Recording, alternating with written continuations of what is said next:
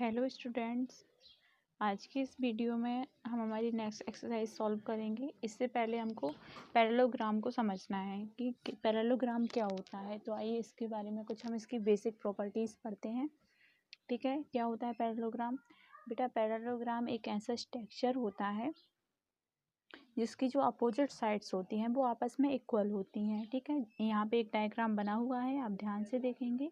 ठीक है, यहाँ पर आपके पास बी सी सी डी और डी ए, ठीक है, एक पैरेललोग्राम है। आप देखेंगे यहाँ पर ए बी का इक्वल साइड क्या है, डी सी, तो जो आपस में कैसी हैं बेटा, इक्वल है, एंड ए डी इक्वल है बी सी के। ठीक है, तो यहाँ पे इनकी जो बेसिक प्रॉपर्टी होती है पैरेललोग्राम की, कि जो अपोजिट साइड्स होती हैं वो आपस में क्या होती हैं बेटा, पैरेलल होती हैं। ठीक है, और इसका जो स्ट्रक्चर बनता है, इसका जो फिगर बनता है वो 2D स्ट्रक्चर होता है। ठीक है, और इसमें एक चीज़ और है बेटा कि जब हम इसको पैरेललोग्राम को शॉर्ट फॉर्म में लिखते हैं तो कैसे लिखते हैं, ऐसे लिखते हैं, मतलब कि डबल ऐसे बनाएंगे हम। ठीक है, और GM लिख देते हैं, तो इसका शॉर्ट फॉर्म होता है पैरेललोग्राम लिखने का।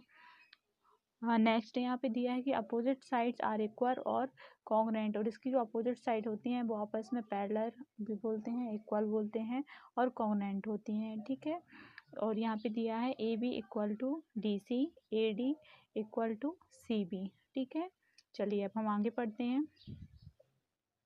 आगे इसकी और अगली जो प्रॉपर्टी है उसके बारे में हम पढ़ेंगे बेटा। तो इसकी जो अभी हमने पढ़ा कि जो अपोजिट साइड्स होती हैं वो इक्वल होती हैं, पर इसमें एक प्रॉपर्टी ये और होती है बेटा कि इसके जो अपोजिट एंगल होते हैं वो भी इक्वल होते हैं। जैसे कि यहाँ पे एंगल ए को हम सपोज करें कि ये क्या है, थीटा है। ठीक है, इसको हम नेम दे रहे हैं कि ये थीटा है, तो एंगल ए का अपोजिट क्या होगा बेटा, एंगल ए का अपोजिट है एंगल सी, तो एंगल सी भी क्या होगा, आपका थीटा होगा। ठीक है, आप ऐसे कुछ और सपोज करें कि एंगल ए आपका 75 डिग्री है। ठीक है, तो एंगल सी भी आपका क्या होगा बेटा, 75 होगा।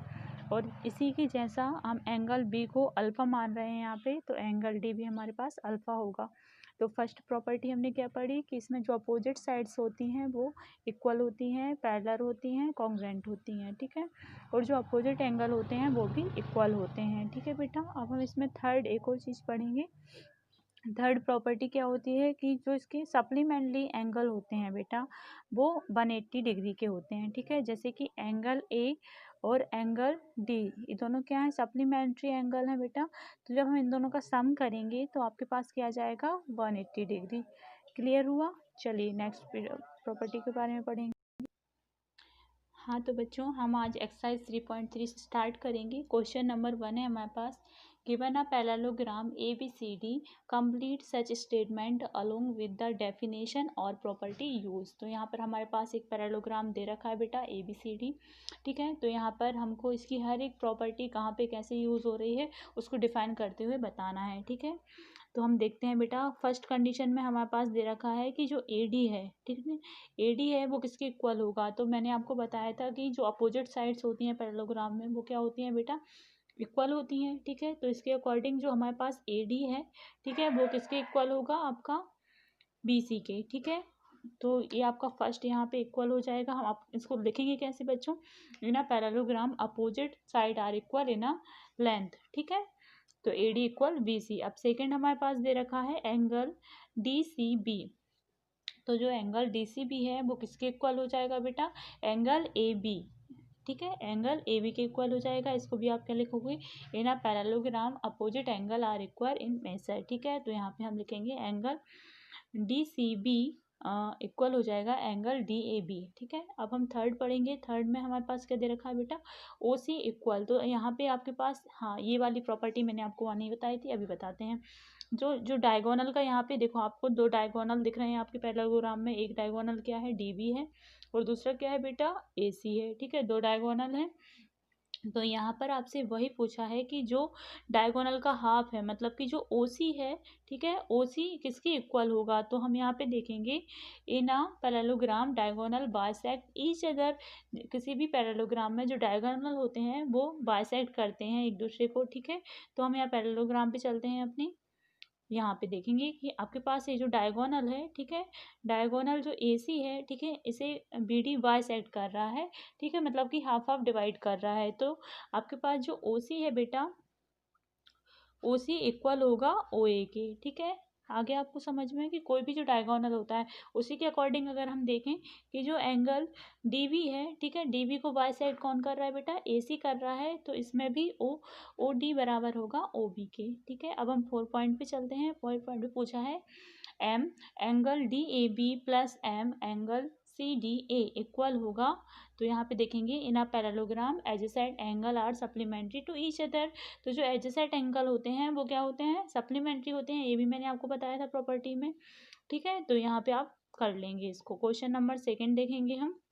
Consider the following parallelograms, find the value of unknown x y z. यहाँ पर आपको अननोन एक्स वाई जेड को फाइंड करना है। ठीक है, ऐसा हम जो प्रीवियस हमारी एक्सरसाइज थी उसमें सॉल्व कर चुके हैं, तो आई थिंक आपसे बन जाएगा। फिर भी मैं आपको फर्स्ट वाला सॉल्व करके दिखाती हूँ। ओके बच्चों, फर्स्ट वाला हम देखेंगे। इसमें हमारे पास दे रखा है, हमारे पास एक एंगल इसमें गिवन है।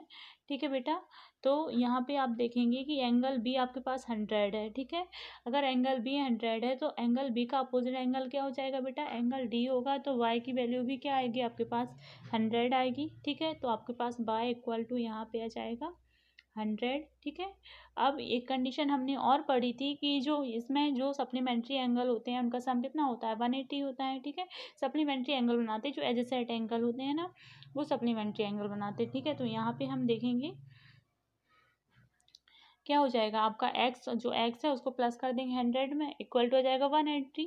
तो इससे आपकी एक्स की वैल्यू आ जाएगी कितनी बेटा, 80। और अगर आपका एक्स 80 है तो एक्स का अपोजिट एंगल क्या था, जेड है, तो यहाँ पे जेड भी क्या हो जाएगा, 80 हो जाएगा। ठीक है, बहुत इजी तरीके से आप कर लेंगे। Question number 2। क्वेश्चन नंबर 2 के बाद हम 3 पे चलते हैं। Can a quadrilateral A B C D be a parallelogram if, यहाँ पर हमारे पास बताना है कि अगर कोई क्वाड्रिलेटरल है ए बी सी डी तो उसमें कंडीशन दी है कि angle D plus angle B equal to 180 हो सकता है क्या। ठीक है, तो यहाँ पर इसके आंसर में लिखा है for angle D plus angle B equal to 180 degree quadrilateral A B C D में और may not be a parallelogram. ठीक है, along with the condition the following condition should be fulfilled. अब यहाँ पे बताया है कि यहाँ पे मतलब कि नहीं हो सकता है the sum of measure of adjacent angle, क्योंकि हमको पता है कि जो एडजेसेंट एंगल होते हैं उनका सम कितना 180 होता है। ठीक है, और इसमें जो कंडीशन दी है एंगल बी और डी दे रखा है। ठीक है, तो इसमें नहीं आएगा क्योंकि जो एंगल बी और डी होगा वो अपोजिट एंगल होंगे। जैसे हम एक पैरेललोग्राम यहाँ पे बना के देखते हैं। ठीक है, नहीं ये रॉन्ग बना है, फिर से बनाएंगे। थोड़ा सा इसमें टाइप करने में प्रॉब्लम होती है फ़ोन में। ए बी सी डी, तो यहाँ पे एंगल बी और एंगल डी आपस में अपोजिट एंगल हैं। ठीक है, तो यहाँ पे 180 तो नहीं कर सकते, तो यहाँ पे कंडीशन नहीं होगी। ठीक है, तो इसका आंसर आप इस तरीके से लिख देंगे और सेम बाकी कंडीशंस के आंसर भी कर लेंगे। क्वेश्चन नंबर 4 दिया है, draw a rough figure of a quadrilateral that is not a parallelogram but has exactly two opposite angle of equal measure. यहाँ पे बोल रहे हैं बेटा कि आपको एक रफ फिगर बनाना है क्वाड्रिलेटरल का। ठीक है, जो एक पैरेललोग्राम नहीं होगा। ठीक है, बट उसके जो एग्जैक्टली 2 एंगल होंगे अपोजिट एंगल वो सेम होंगे। ठीक है, तो यहाँ पे लिख दिया है जो भी बनाना था कि 2 एंगल आपके सेम है, एंगल बी और डी, बट जो एंगल ए और सी है वो इक्वल नहीं है, तो ये पैरेललोग्राम नहीं होगा। ठीक है, देखिए तो ये क्या हो जाएगा, एक काइट में आ जाएगा इस टाइप का फिगर जो हमको क्वेश्चन में बनाने को बोला है। तो बच्चों आप क्वेश्चन नंबर 5 तक आप लोग सॉल्व कर लेंगे आज। बाकी के जो नेक्स्ट क्वेश्चन है वो हम कल की वीडियो में डिस्कस करेंगे। ओके बच्चों, आप लोग एकदम फेयर नोट क्रिएट करेंगे। ठीक है, एकदम नीट एंड क्लीन और बहुत अच्छे से समझने के बाद ही आप नोट बनाएंगे। Okay, thank you for watching.